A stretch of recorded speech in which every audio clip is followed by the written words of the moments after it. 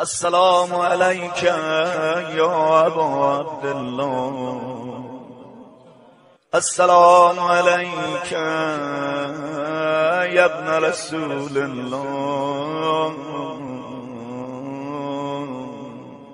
السلام عليك يا خيرة الله وابن خيرته. السلام عليك يا ابن أمير المؤمنين. السلام عليك يا ابن فاطمة سيدة نساء العالمين.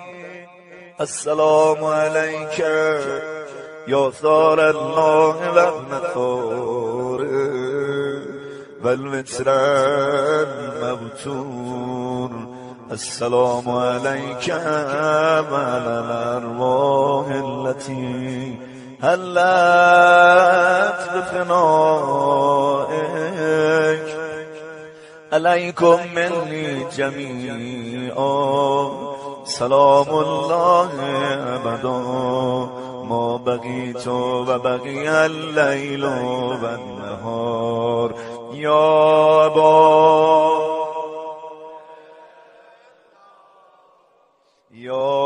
أبا عبد الله. يا أبا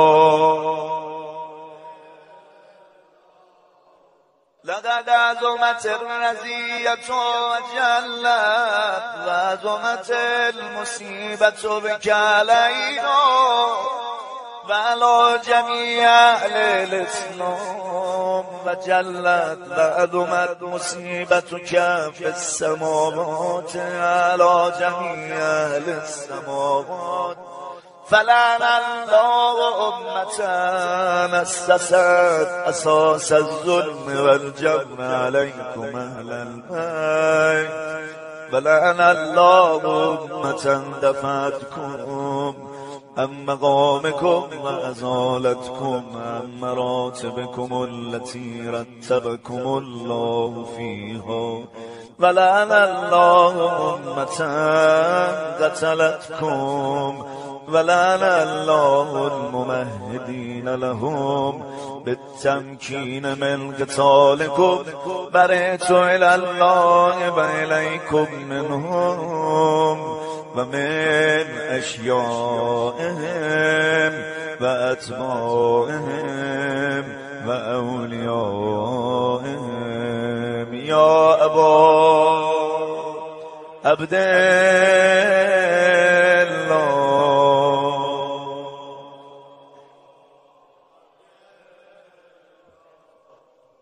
إني سلم لمن صالمكم وحرب لمن حاربكم إلى يوم القيامة. ولعن الله آل زياد وآل مروان. ولعن الله بني أمية قاتبة. ولعن الله ابن مرجان. ولعن الله عمر بن سعد. ولعن الله شمرا. ولعن الله أمة أسرجت وألجمت وتنقبت لقتالك.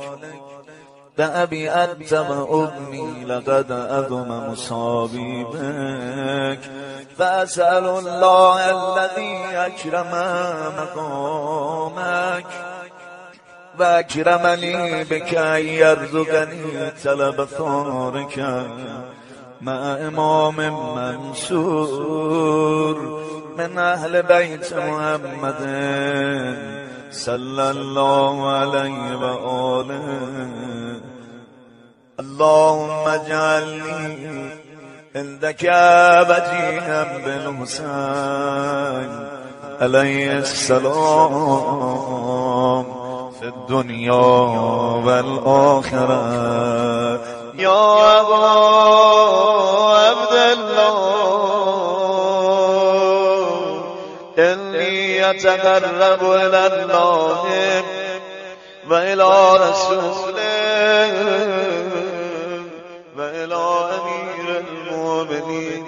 وإلى فاطمة وإلى الحسن وإليك بموالاتك وبالبراءة مما نسس أساس ذلك وبنى علي بنيانه وجرى في ظلمه وجوره عليكم وعلى أشيائكم برئت إلى الله وإليكم منهم وأتقرب إلى الله ثم إليكم بموالاتكم وموالاة وليكم وبالبراءة من أعدائكم والناصبين لكم الهد وبالبراءة من أشيائهم وأتباعهم إني سلم لمن سالمكم وأربون لمن هاربكم وولي لمن والاكم وعدو لمن عاداكم فأسأل الله الذي أكرمني بمعرفتكم ومعرفة أوليائكم ورزقني البراءة من أعدائكم أن يجعلني معكم في الدنيا والآخرة وأن يثبت لي إنكم قدم صدق في الدنيا والآخرة فأسأل أن يبلغني المقام المحمود لكم عند الله وأن يرزقني طلب ثوركم مع إمام المهدي عليه السلام ظاهر الناطق بالحق منكم وأسأل الله بحقكم وبالشان الذي لكم عنده أن يؤتيني بمصابي بكم أفضل ما يؤتي مصابا بمصيبته مصيبة معلمها وعدم رزيتها في الإسلام وفي جميع السماوات والأرض اللهم اجعلني في مقامي هذا ممن تنال منك صلوات ورحمة ومغفرة اللهم اجعل محياي محيا محمد وآل محمد ومماتي ممات محمد وآل محمد اللهم إن هذا يوم تبركت به بنو أمية وابن عاقلة الأكباد اللين ابن اللين على لسانك ولسان نبيك صلى الله عليه وآله في كل موطن وموقف وقفا في نبيك صلى الله عليه وآله اللهم لعن أبا سفيان ومعاوية ويزيد بن معاوية عليهم منك اللعنة أبد العابدين وهذا يوم فرت به آل زياد وآل مروان بقتلهم الحسين صلوات الله عليه اللهم فزائب عليهم اللعنة منك والعذاب الأليم اللهم إني أتقرب إليك في هذا اليوم وفي موقفي هذا وأيام يأتي بالبراءة منهم واللعنة عليهم وبالمبالاة لنبيك ولنبيك عليهم السلام.